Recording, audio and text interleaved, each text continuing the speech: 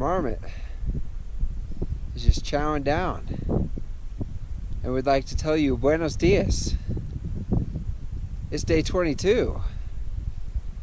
And it's breakfast time for Mr. Marmot. The camera always makes everything look farther away than it actually is. This marmot is like 6 feet from me. I'm packing up all my stuff. Marmot's just chowing down on some grass.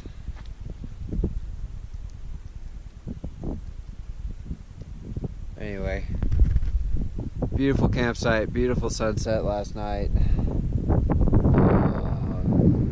3 miles will be at the high point, and basically the goal is just to get as many miles as I can, but also soak in the scenery. It is so beautiful out here, man. Oh, days are counting down now. Counting down, counting down. Chowing down, chowing down. 13,000 feet above sea level. That's a first for me. Oh man. That was a steep up. I mean, it's just, I'm like a half a mile from where we camped to where I filmed last night. I was getting ready to go up that thing, blah, blah, blah. Well, I just went up that thing, and that was steep. But we are 13,000 feet above sea level. Still have a couple miles, 2.5 miles or so before we get to the highest point, which is like 13.2. I'm like barely over 13 right now. But yeah, and it's true, there's not as much oxygen up here. So something I just remembered that I should be appreciative of.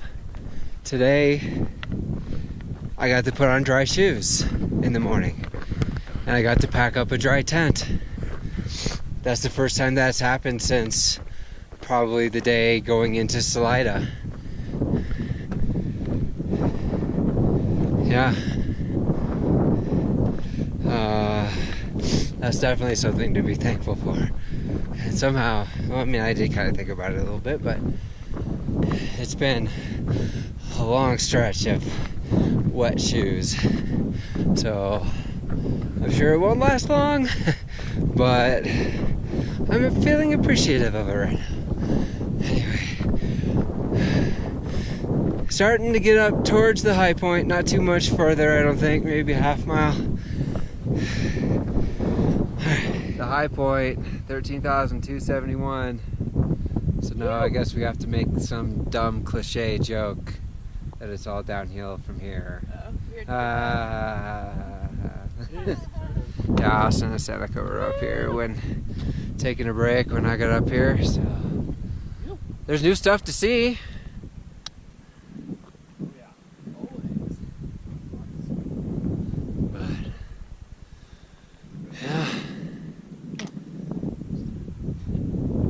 This is definitely the highest I've ever been. Have you guys climbed any 14ers or anything? Mm-hmm. Yeah. Yeah. 11. Yeah. I've climbed like 4. 4. Yeah. I've done 0. This is the highest I've ever been. All right.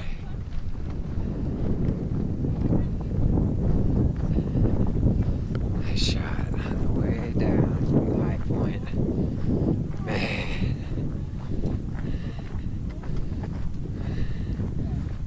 We're saving the best for last. It's unreal.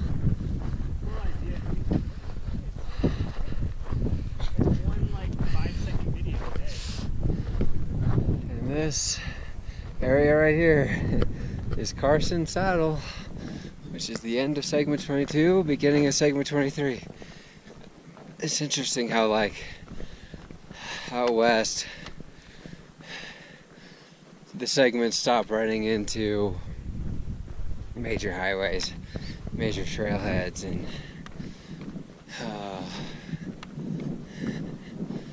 are just spots that don't look significant at all. But apparently this is Carson's Saddle, and it's the end of a segment.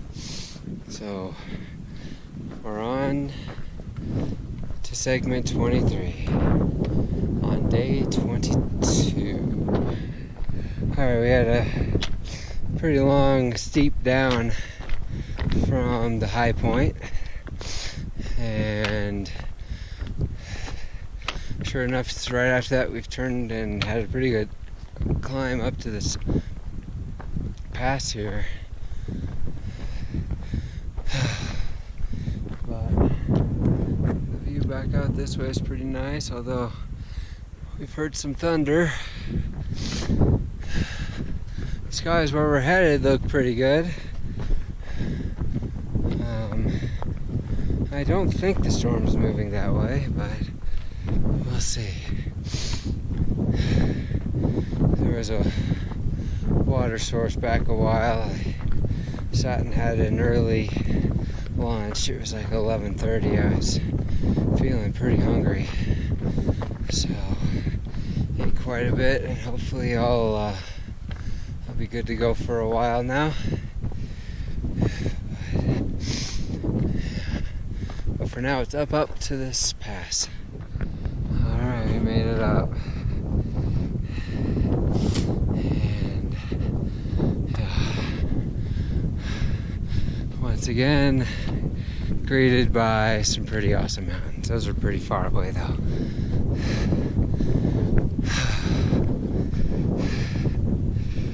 Oh, that was a pretty decent climb. Pretty sure we're over 13,000 feet again. It's cold up here. It's very cloudy today, so we're not getting any sun. And of course, pretty much always when you're this high, it's pretty windy. So it's definitely it's been pretty much a chilly whole day. But it's also been an extremely beautiful day. I would have killed for a day like this when I was back in the Collegiate East. So the grass is just lined with the yellow wildflowers. Man, it's so awesome out here. So awesome. I haven't seen a biker in a long time. We saw lots of bikers this morning, and it's funny. Yesterday we were going up, so almost all of the bikers we saw were coming down, and they look good.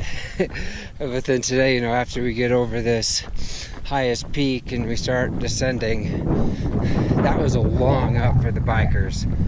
And yeah, one of the bikers said that their bikes weighed like 50 pounds with all their resupplying gear. So resupply with all their food and water and gear. And yeah, man, those bike packers that we've seen, I think there probably still are some that are behind, but the bike packers that we've seen that are up there are in incredible shape, like doing pretty incredible things. I don't know how they get their bikes through some of this stuff, but yeah, every bike packer we've met, whether it's the racers or other bike packers just doing the CT, I've met probably 4 of them just doing the CT and going southbound the same way we're going. The bike packers have always just been great. Really nice trail etiquette, very friendly. I really like I've liked every single bike packer I've come across, for sure. Lots of hikers.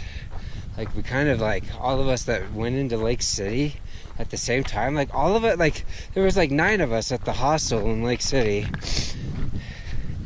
and all of us were kind of saying the same thing. We hadn't seen anybody hiking for a long time, and we all go into Lake City, and most of us took that free shuttle back to the trail, and now I'm leapfrogging people again. It's kind of interesting how that works. Like, we had so many days in a row where none of us saw anyone, and now we're all leapfrogging each other. It's been nice. I like running into people out here. A lot of people like the solitude, but like the whole leapfrog, I pass you when you take your break, you pass me when I take my break. It kind of creates a little sense of community that I like out here. So, alright, I'm gonna shut up and walk. Okay, well, as you can see, I'm in my tent and I'm bundled up. It stormed a lot this afternoon. I didn't get a lot of video again when I have my rain gear on. I had my camera and stuff always gets buried under my rain gear. But anyway, yeah, the hike itself was gorgeous once again, but it was a little tough to enjoy it because I was freezing. The temperatures, were at really high elevations.